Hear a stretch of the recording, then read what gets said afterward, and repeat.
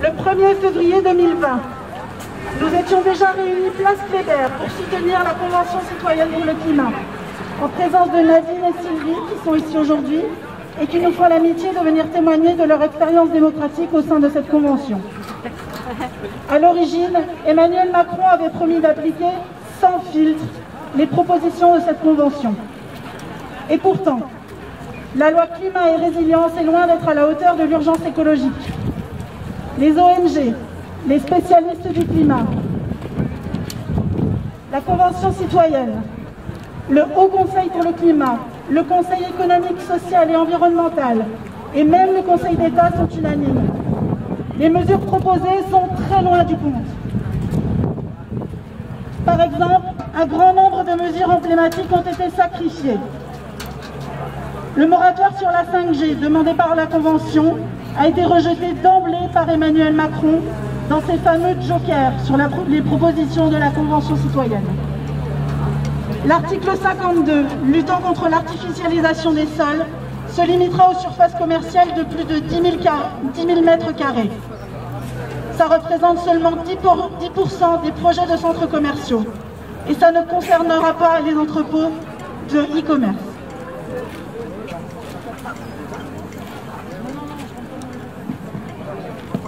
Alors, j'ai une question. Est-ce que, pour le gouvernement, fabriquer des antennes 5G à Brumat pour les installer à Strasbourg et dans toute l'Europe, c'est leur notion du circuit court?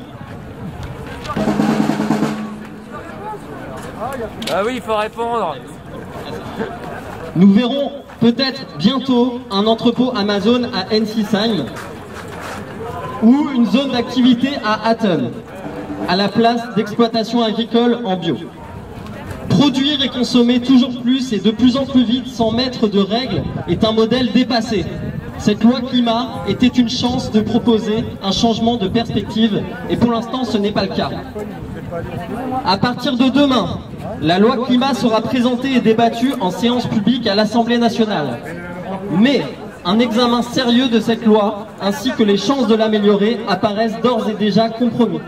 55% des amendements ont été retoqués.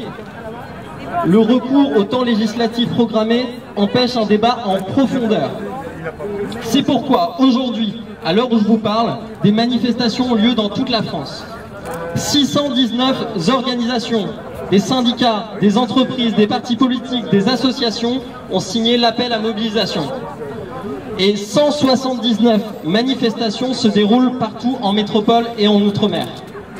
Nous sommes des milliers dans la rue. Les députés doivent entendre notre appel citoyen et voter une loi qui soit à la hauteur de l'urgence climatique, à la hauteur du travail fourni par la Convention citoyenne pour le climat et bien sûr à la hauteur des engagements internationaux de la France. Nous ne laisserons pas compromettre notre avenir par un projet de loi à la solde des lobbies. Merci.